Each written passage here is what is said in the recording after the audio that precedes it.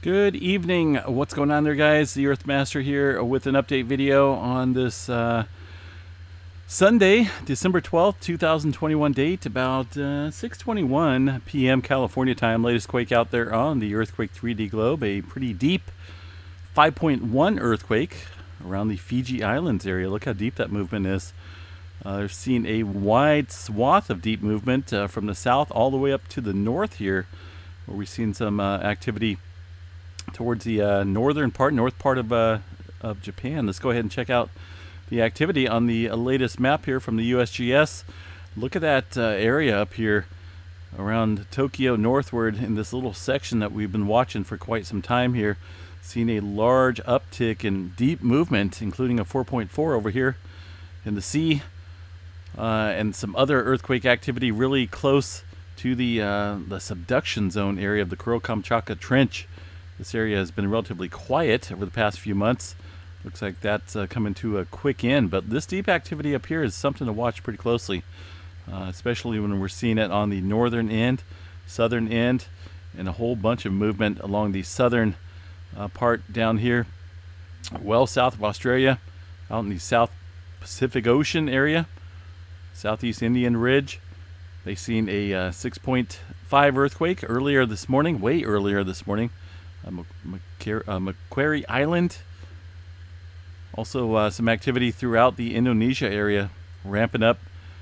Some deeper movement through that area as well, with a couple of those earthquakes pretty deep. Right around, looks like at least one of them was 535 kilometers. And some other activity around the 235 kilometer deep area. That's pretty, we've just seen a lot of deep movement today, folks. It's pretty impressive along the western part of the Pacific Ring of Fire, and also areas to the west here, all showing that extreme westward movement. Let's see what else we got here up around the Aleutian Trench region. Let's go ahead and add the all magnitudes up here to this map real quick. Not a whole lot changes except for the inland. Some microquakes all throughout the area up there. Looking at this movement here, a couple fours, upper fours kicking off into the Aleutian Trench region. Other than that, things just kind of calming down, it appears, along the west coast once again. I think with all this deep movement here, man, that's just a massive amount. The activity through the Fiji Islands and some adjustment down here to the south. I think things are toning down a little bit along the northern part of the the plate up here. It doesn't look all that impressive. Over the last 24 hours, only had a 4.4 earthquake earlier this morning. That earthquake came almost immediately after this 3.0 in the Manchester, Ohio area that was felt by a few folks over there. Appreciate the comments on the last video. I'm still trying to go through them all. But yeah, it was just a back-to-back earthquake activity. One right there in the Manchester, Ohio area. And then just a couple, actually, let's see here, 52. It looks as though, it almost looks like the Oregon quake was first, but I don't believe that was the case, because they made an adjustment to the depth of this earthquake there in Ohio. Originally, it was, I think, about 1.7 kilometers. They adjusted that a little bit afterwards to a little bit more deeper depth there. It looks like 11 kilometers now, but nonetheless, this earthquake activity striking almost within seconds of each other off the coast of Oregon and the Ohio earthquake. Some movement through northern California, not a whole lot going on in this area. 2.1, pretty shallow earthquake near Willow Creek. 2.4 kilometers for that earthquake. And down south here, seen some activity, just scattered activity. I mean, this looks very wimpy, I guess is the word I'm looking for. Very wimpy when it comes to earthquake activity here in California. It may look active over the last hour, but looking at the numbers here, it's very low when it comes to the activity. 1.5 up north throughout the San Jacinto Fault area here too. It's just kind of scattered and not all that impressive. Ridgecrest pretty quiet. Even Tonopah, Mina area, all quiet as well up through the Antelope Valley area. Nothing to report in Idaho, nothing to report throughout the Intermountain West. I mean, there's a whole lot of quietness going on right now.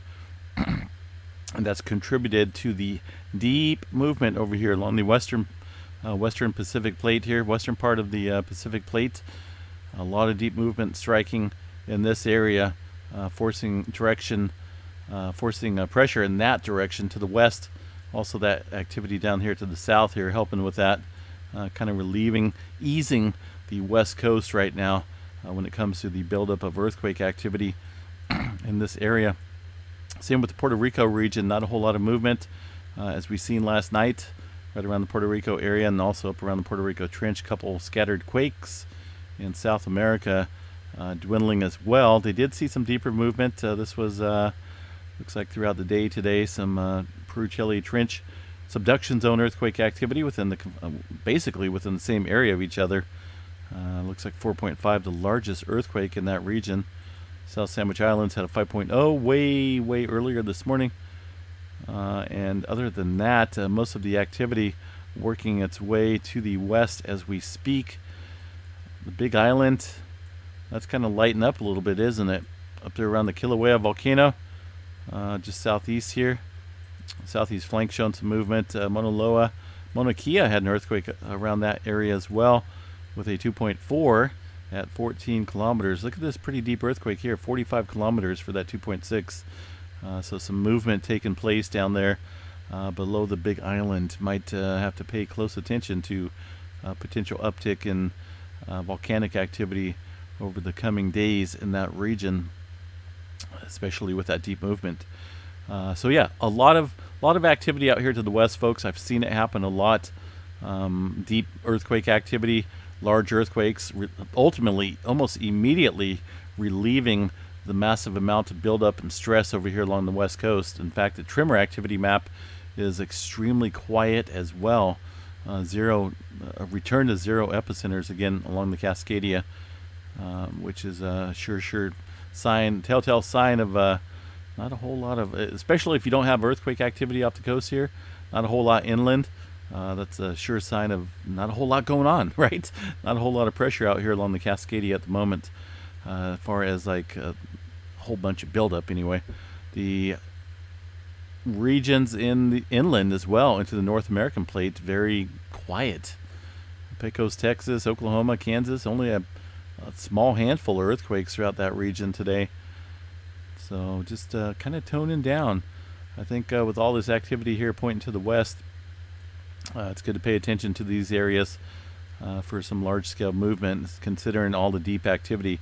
Still can't rule out the possibility of seeing that this section right here produce a larger earthquake. It's been quiet. We're seeing continued deep movement over here, indicating the stress up here on this region, the Kuril-Kamchatka Trench. Some of this activity at deep as well, 5.2, 4.4, and 4.7, all deep movement in this area over the last 24 hours. I'm trying to see what struck first here. Looks like this was the last one to hit well inland, 529 kilometers. That's super deep. So we had this little bit shallower earthquake activity, followed up by some deeper movement, but I can't help but wonder what it's doing up here to the subduction zone with all that deep activity. The Yellowstone area, probably pretty quiet too, right? No swarming, no pressure, not a whole lot going on. No microquakes whatsoever up against the Yellowstone caldera. Pretty quiet. The sun is not active either. It looks pretty quiet as well. Let's go ahead and check that out on the solarham.net website. 10% chance, kind of a little bit of an uptick, right, from 1%. Looks like maybe a little bit of sunspot activity on the far side. Going to be stretching around towards the Earth here pretty soon, providing us with maybe some new views of some sunspots. Looks like AR 2905 was assigned on Sunday and is currently considered a low threat for minor sea flares. Solar activity should continue at very low to low levels during the next 24 hours. The potential for geomagnetic storming is low as well, with only a 30 to 40% chance over the next couple days here of the aurora probability at higher latitudes. All right, guys, have a beautiful night. Like I say, not a whole lot going on in this image here, but we can definitely thank all this activity over here to the west for the quiet spell currently along the North American Pacific Plate region, at least in this area. We will chat you guys a little bit later. Have a good night, everyone. Peace out.